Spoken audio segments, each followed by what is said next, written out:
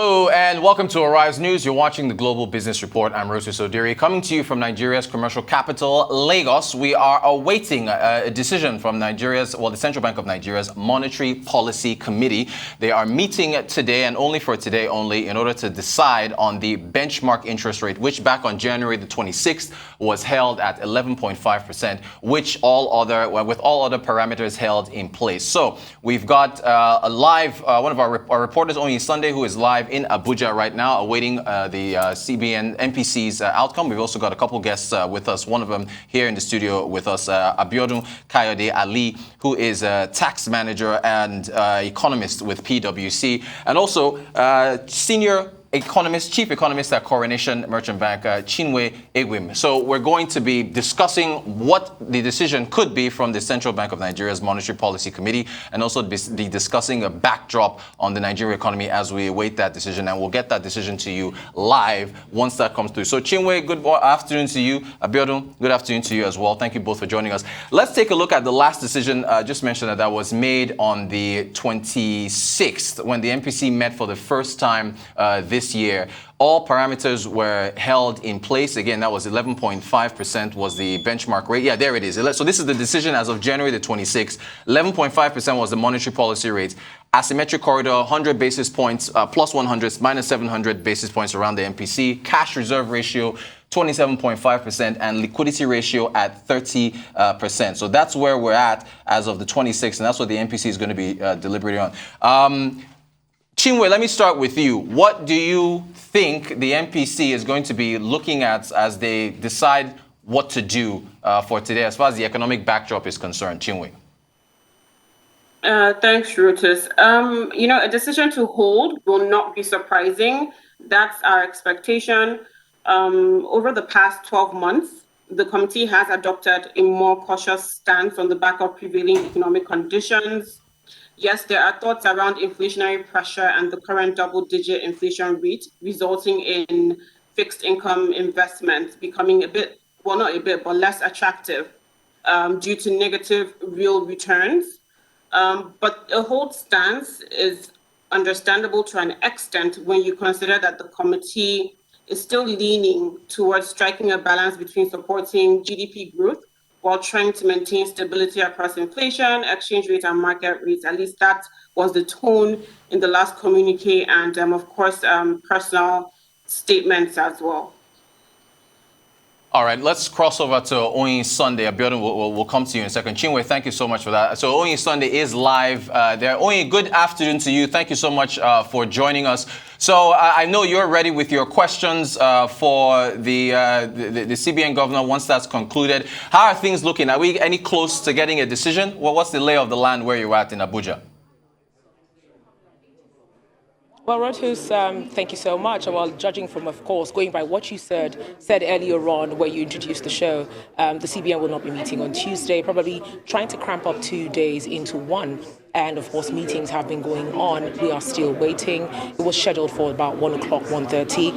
As it is, that meeting might be taking place between 3:30 and 4 p.m. this evening. Well, also, like you mentioned earlier, with interest rates currently at 11.5% and all parameters unchanged from the last meeting that the CBN, of course, had. There are those who have described the CBN's decision to hold rates as successful. And I guess judging by the GDP figures that we saw come 3.4% in 2021, the highest since about 2014. But we must bear in mind that 2021 is very different from 2022 we all woke up to.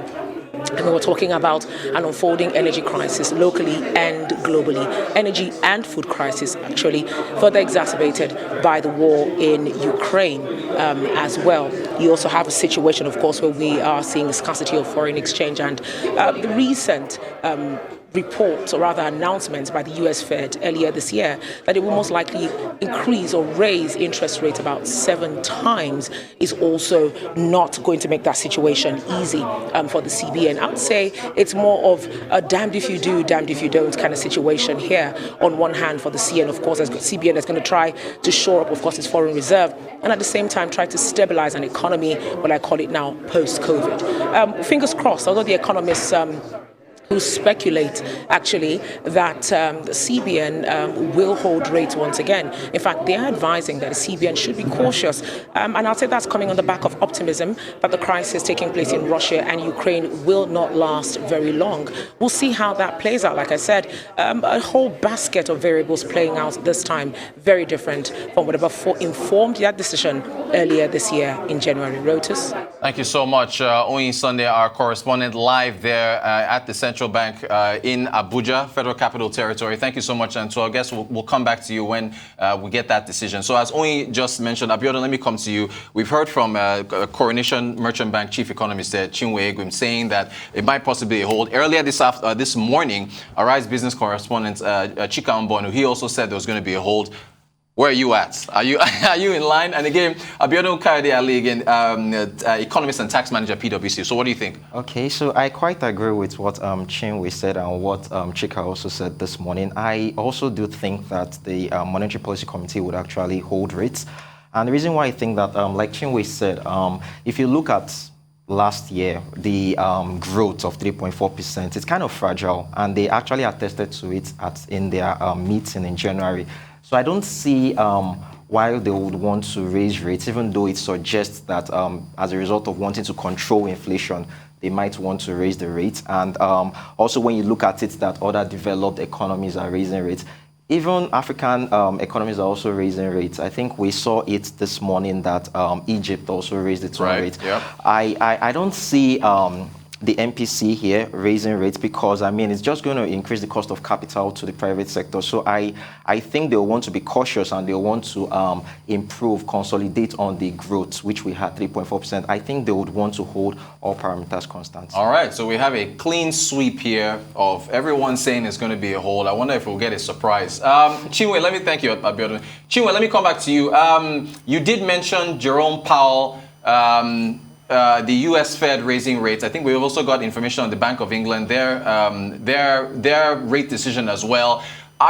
Should we be worried about capital outflows heading out of Nigeria based on these other global matters, based on those rate hike decisions in other markets outside of here?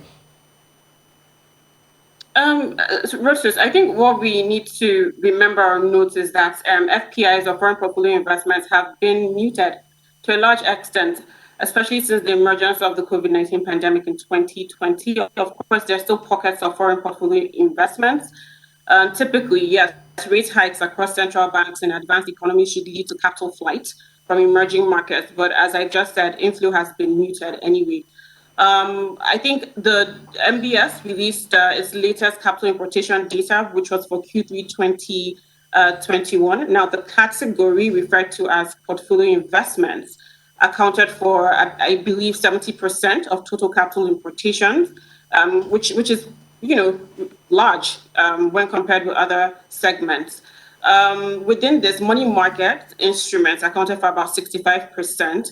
Now, similar to the first quarter and second quarter of last year, there were relatively lower contributions from bonds to portfolio investments in the third quarter of last year. If I remember correctly, bonds accounted for just 30%. And then if you look at another data source, which is the NGX, they have this data which shows the ratio of local to foreign investment participation. And in December last year, the ratio was about 81 to 19, of course, 19 being the foreign participation. And then January this year, we saw it at 89 to 11. To answer your question, I believe that it's been muted. And so I don't expect to see a large capital outflow exit data when the MBS eventually releases that data. Thank you, Chinwe. Abiodun, where do you stand? What do you think about the possibility of capital outflows? Chinwe says that's probably not going to happen. Yeah, she's right. I quite agree with her. Like she said, she made mention of the current state of things, the state of things prior to the pandemic. I think we had our foreign portfolio investment something around, I think about $5 billion. That was what we had, I think, around 2019. 2021, you look back, what do we have? We have something around 1.4. So even if they do move, they will move, actually. But even if they do move, it's not anything that is going to seriously dampen our foreign our markets, right? This is not something that's going to seriously impact on us negatively like that, right? But yes, that's quite correct. It will move, but I guess over time, with appropriate policies put in place, it could still attract foreign portfolio investment. I quite agree with that. Thanks, Biodun. Chinwe, let me come back to you. I think we've already touched on inflation, and since we've mentioned the US, we've mentioned the UK, 7.5% in the United States, 40-year high. UK inflation also pretty high. We also got our own data from the Bureau of Statistics, 15.6 for February. How much is inflation, Chinwe, going to weigh on, actually 15.7, sorry, so 15.7 headline from 15.6 in January year on year. How much is this inflation going to weigh on the MPC decision, Chinwe? Even though I think you've already said it holds, what's the weight of this, of the inflation data?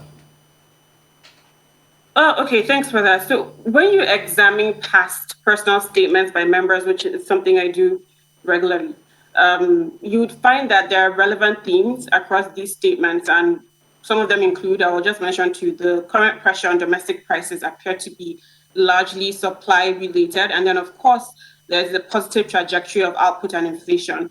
Indeed, higher inflation would usually attract rate hikes, but we should note that given the current GDP growth rate, as I mentioned earlier, as well as domestic and external headwinds confronting the economy, tightening that is raising rates on the back of combating high inflation is currently not a preferred step to take.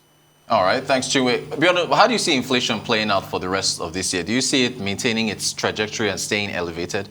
Well, I think it's going to. Maintain the current levels somewhere around 15%. That's where I see it. If you consider what's the cost for the increase, previously before now, inflation had actually declined by 8 months. Then we had December inflation rise, go down. Now we're up, and it's simply because of what is going on in the global economy, right? Global energy prices going up, as well as the recent issue with the substandard fuel that was imported, leading to scarcity. So these are the things that actually drove inflation. So I think generally we should see things kind of being steady. And also, if you consider, I learned there are ongoing talks between Russia and Ukraine, right? So I mean, we hope that this conflict is going to be short-term, it's going to be short-lived. So I think it's going to be steady. All right, thanks. Thank you, Biodun. Chinwe, let me come back to you. We have to talk about the common Nigerian here, the average Nigerian here, and what they're going through. Diesel prices anywhere from 650, 700. Cooking gas prices are up 80, 90%. We're talking about inflation. How does the average Nigerian manage this, Chinwe, as we're throwing all these economic metrics around? Well, the surge in the price of the products represents an increase of over 100% in less than 2 months. That's very interesting. When we compare it to the average of 288 naira per liter that it was sold at in January of this year. And as you know, unlike petrol, the authorities do not subsidize diesel. The rise in the price of diesel means higher production costs for manufacturers, because most manufacturers do rely on diesel to manufacture. And as such, this places pressure on already strained operational costs. There is also the possibility that manufacturers will pass on additional costs to consumers by raising product prices in a bid to stay afloat.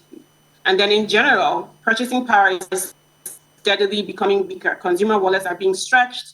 Outside manufacturing, you also have residents that have to depend on diesel-backed generators to power their homes.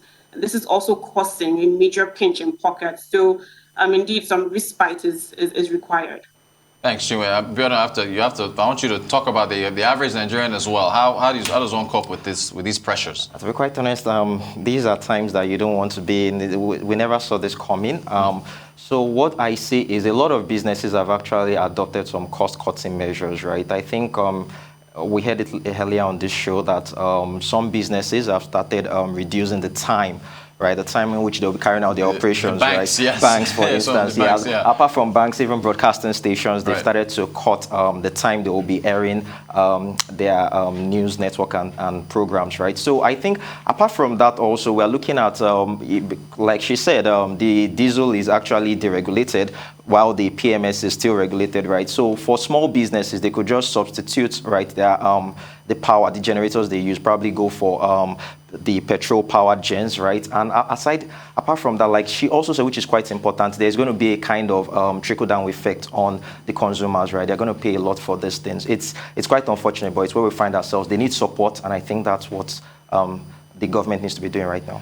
Thanks for that. Bjorn, I'm going to stick with you because I want to bring in our debts. We raised another $1.25 billion Euro bond. The Debt Management Office Director General, Patience Oniha, gave us the debt numbers for December 2021. I think we'll put up some of this information up there. There it is, 39.5 trillion, total public debts, debt to GDP 22.4, debt service to revenue 76. What do you make of our debts, where our debt numbers are right now? It's quite high. It's quite high. That's the honest truth. And I think we need to be careful, especially borrowing in times like this. The cost or the price of borrowing is actually quite high, given the increase in rates by developed economies. And I was reading a report where it stated that every Nigerian is going to be owing about 191,000 naira, right? 191,000 every Nigerian. If you get it per capita, if you divide by our population. Yeah. So I think it's something that our government needs to take seriously, right? I think it's something they actually do need to take seriously, and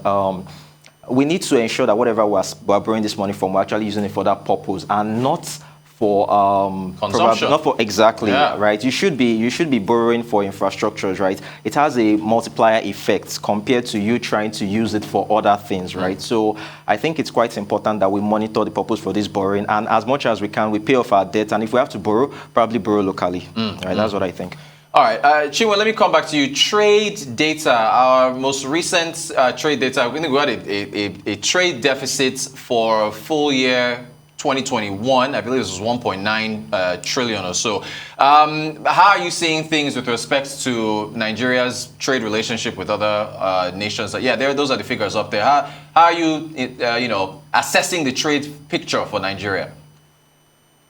Thanks for that. So this was a significant increase from the trade deficit reported in 2020. And the data also reveals that Nigeria's total foreign trade rose by about 23% year on year in 2021. And what do I make out of this? Well, trade activity was relatively low in 2020 due to the movement restrictions triggered by the pandemic. And so in 2021, there was a visible pickup in trade activity as economies made their way back to normalcy with regards to economic activity. As usual, crude oil dominated exports, contributing or accounting for about 76% of total exports, while then the non-oil accounted for about 11%. Now, there was an increase in exports to other African countries. Nigeria exported goods valued at about 1.2 trillion naira to fellow members of the Economic Community for West African States, that's ECOWAS, compared with 841 billion naira recorded in 2020. Of course, that represents 51% of total exports within Africa. Exports to the US, Europe, Asia, and other regions also increased in 2021. So a nutshell answer is that there's been a pickup in trade activity across boards, even within Africa. All right, and thank you for that, Chinwe. Bjorn, sticking to that, the manufacturing trade deficit, I believe, is somewhere in the region of 15 trillion or so over the last 2 years. What do you make of the struggles that manufacturing is facing here in the nation? Okay, currently, I think one of our key problems has to do with the infrastructure problem, right? So I think infrastructure is purely it's probably the issue that manufacturers face, right? So a lot of imports, right? A lot of items that we need, we consume a lot. We are not used to manufacture. We're not used to exporting manufactured items. Most of our items are at their primary level. I think what we need to do is we need to work more on value addition. I think it's very important, and I think the CBN is towing that line with its the RT200 FX program, where it talks about value addition being one of the pillars. I think that's a good way to go. Then aside that, I think we need to increase our competitiveness, right? I think there is a lot more that needs to be done in terms of infrastructure, in terms of road, in terms of power. Power is a very vital issue, and I mean, look at what is going on, the power grid collapsing numerous times, and we're having to rely on diesel, which is quite expensive. So I think if we can address most of these infrastructural issues, I think it will help reverse that trend that we've seen. I want to actually, Chinwe, I'll come to you in a second, but it's something you touched on. You mentioned power. So we just got news that the Central Bank of Nigeria is going to be apparently intervening in the power sector to the tune of about 104 billion naira. And the double question here, the IMF recently came out saying that the central bank should scale back on its interventions. What do you make of that? Those two there. Okay. Yes. If you look at the current times we're in, right? These are desperate times. So I don't think there is anything wrong in the investment that the CBN is doing, considering that it's trying to promote growth and it's trying to also curtail inflationary pressures. I think that form of intervention is actually quite good for our economy. With respect to what the IMF's recommendation is, I don't quite agree with the IMF recommendation. So I think it's a good thing that the CBN is actually intervening, right, until we're able to at least promote and support manufacturers. I don't think there's anything wrong in the CBN's intervention. That's my take. All right. Chinwe, how do you see things with respect to Q1 for the first quarter of this year? I know, 3.4 last year is where we closed that. How do you see the first quarter playing out for us? Okay, well, for the first quarter of the year, we see GDP growth slightly below 2%. Of course, the Q4 data came in at 3.98%. That's Q4 for last year. But we see it slightly below 2% for the first quarter of this year. Typically or historically, national output is weaker in the first quarter compared with other quarters. This can be partly attributed to a post-festive slump with regards to economic activities, and of course, a slow approach to resumption of activities across specific sectors such as manufacturing and agriculture. It's also worth noting that agriculture now accounts for 26% of total national output, and this is it's very important to pay close attention to that sector when conducting overall growth analysis. The output level that we use at Coronation Merchant Bank to compute our growth rate for the quarter reflects levels seen before the pandemic struck in 2020. Thank you for that. Biodun, how do you see the first quarter playing out for us? I actually expected we would have growth at like about 2%, right? But given the circumstances of things that have transpired within this short time, it's definitely going to impact on production activities. Consider those businesses that are closing down, that are closing early, or consider those businesses that were not able to produce as a result of the fuel scarcity, right? So I think it's going to have a contractionary effect on production. So I think it's going to go slightly below 2%. That's what I think. Okay, and Chinwe, back to you. As far as, I guess, reforms this year, Chinwe, do you think we'll see more of them, or what do you think the reform picture is going to be as far as what the government is planning for the economy? Well, I hope to see more interventions. I hope to see some reforms being executed, as existing reforms and policies being executed. Of course, as we all know, this is a pre-election year, so we hope to see projects which have been put out, or capital expenses. We hope to see the impact of that on the economy as well. Thank you, Chinwe. Biodun, what do you think as far as reforms? As Chinwe mentioned, pre-election year, historically, how, as far as expecting reforms in the pre-election year, what do you think we'll see? So I think probably during the first half of the year, I think there might be some policies that will be put in place to actually keep the economy floating. But I expect towards the end of the year, I guess probably as a result of politicians wanting to involve themselves with next year, I guess there might be a little bit of distractions, if I can use that word, right? So I guess probably during the first half of the year, but the second half of the year, I guess things will just be let as it is. That's what I think. All right, final questions for you both. Chinwe, if there's any chance of a surprise here, it's towards a more hawkish move, yes? If the CBN does surprise, or rather the Monetary Policy Committee, if they do surprise us today, everybody said hold, but if they do surprise us, it'll probably be a hike. Is that right? I mean, there's no chance of them cutting the rates today, right? But what do you think? If they give us a surprise, is it a hike? Well, yeah, that would be what I would think. It's a hold from me, but if there are any surprises, yes, tightening as opposed to trimming.